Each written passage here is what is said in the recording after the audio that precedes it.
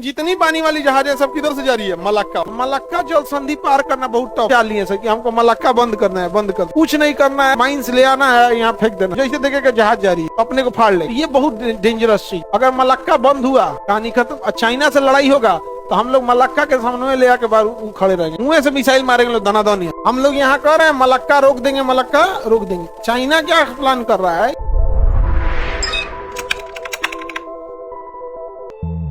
इधर देखो मेरी यहाँ पर ना बहुत सारे डेवलप कंट्रीज हैं, जैसे ये जापान है।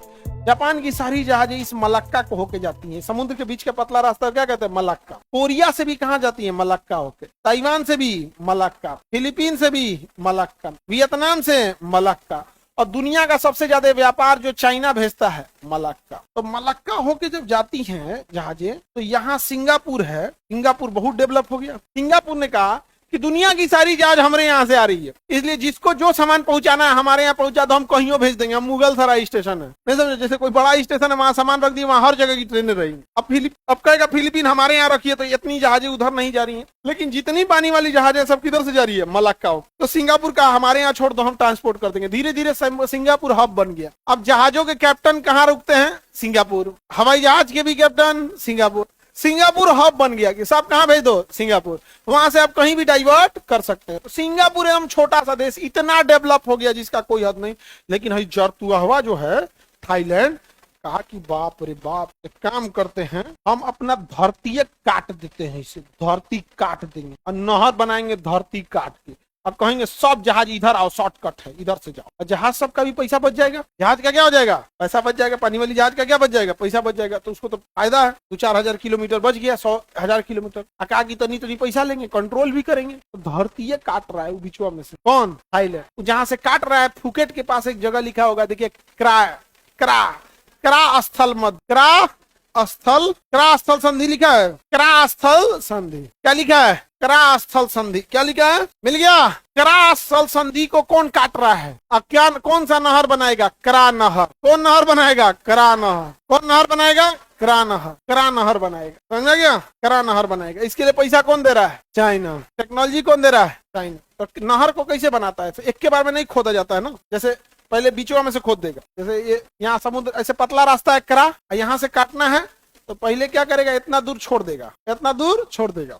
तो शुरू में इसको काट के निकाल देगा। बीच वाला काट दिया, बीच वाला जेसीबी लगा खोद खा दिया पूरा प्रॉपर, और उसका साइड में उसके बाद इसको और इसको काट देगा। नहर चालू। जब चालू हो जाएगा उसका ठीक ठाक करके अब उसमें से जहाज निकालना चालू। एक जहाज पे 1 करोड़, एक जहाज पे, नहीं तो उनने से जाएगा तो 2 करोड़ का तेल फूक देगा और टाइम लगेगा 100 अलग। तो कोई जहाज इधर से जाने लगेगी, इधर से, करा से। अब वहां का पर्यावरण वाला उठ गया। सब खोद देंगे तो चूहा कहाँ रहेगा? खोद देंगे तो बकरी किधर जाएगी? बिलार कहाँ रहेगा?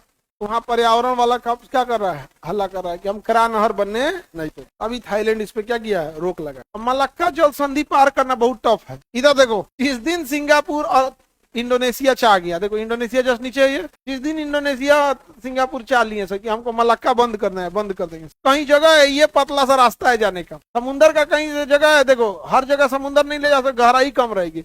या तो इस पतला वाला रास्ता से जाइए, या तो ऊपर वाले इस पतला वाला रास्ता से जाइए। कुछ नहीं करना है। मछली मारने वाले जहाज पे माइंस ले आना है, यहाँ फेंक देना है। माइंस ले आके फेंक देंगे, माइंस फेंक गया। माइंस लेंगे ना तो जमीनों पे पड़ा रहता है चुपचाप। और जैसे कोई जहाज जाएगी तो जाके जैसे देखेगा जहाज जा रही है अपने को फाड़ लेगा। अब जैसे फाड़ेगा वहां का पानी हट जाएगा, और जब पानी वहां का हटेगा तो इतना भारी भरकम जहाज अचानक से उसका पानी हटेगा नीचे तो क्रैक आ जाएगा। जहाज जो है ना, कोई उतनी लंबी चीज, उतना बड़ा बांस रखोगे ना तो मुड़ जाएगा। हवा में नहीं रख सकते हो, क्या हो जाएगा? मुड़ जाएगा। तो पानी वाली जहाज की कमजोरी क्या होती है? उसके नीचे से पानी हटा वो क्रैक हो जाएगा, अपने वजन से क्रैक हो जाएगा। तो पानी पे वैसे घूम रहा है और अचानक बारूद फटेगा, पानी वहां का क्या हो जाएगा? हट जाएगा। जैसे हटा वो क्या हो जाएगा? क्रैक हो गया। अपने वजन से क्या हो जाएगा? क्रैक हो गया। क्रैक हो गया, अब कहानी खत्म। अब जो भड़का है एक थोड़े भड़केगा, 3-4 को भड़के, 3-4 जगह से क्रैक होंगे। जाइए, अचानक वहां से पानी हटा देगा, क्या हो जाएगा? क्रैक। समझे? तो यहाँ मलक्का जल संधि, तो ये बहुत डेंजरस चीज है। अगर मलक्का बंद हुआ कहानी खत्म। चाइना से लड़ाई होगा तो हम लोग मलक्का के सामने में ले आके बाहर खड़े रहेंगे। जैसे मलक्का से निकलेगा कैसे? ऐसे ही आओ, आ जाओ बाबू, मलक्का स्टेट है, आ गया। अंडमान निकोबार, मुंह से मिसाइल मारेंगे लोग दनादन यहाँ पे। और हम लोग की मिसाइल एकदम पिन पॉइंट मारती है। कोई पाकिस्तान से पूछ के आओ, एकदम पिन पॉइंट मारेगी, एकदम पिन पॉइंट। अगर कोई चाय पी रहा होगा ना तो कहेगा कि तुमको नहीं चाय को मारो, तो चाय को मारेगा, भले वो मर जाए अलग बात, लेकिन मार देंगे हम लोग किसको, चाय। इतना पिन पॉइंट एक्यूरेसी के साथ मारता है।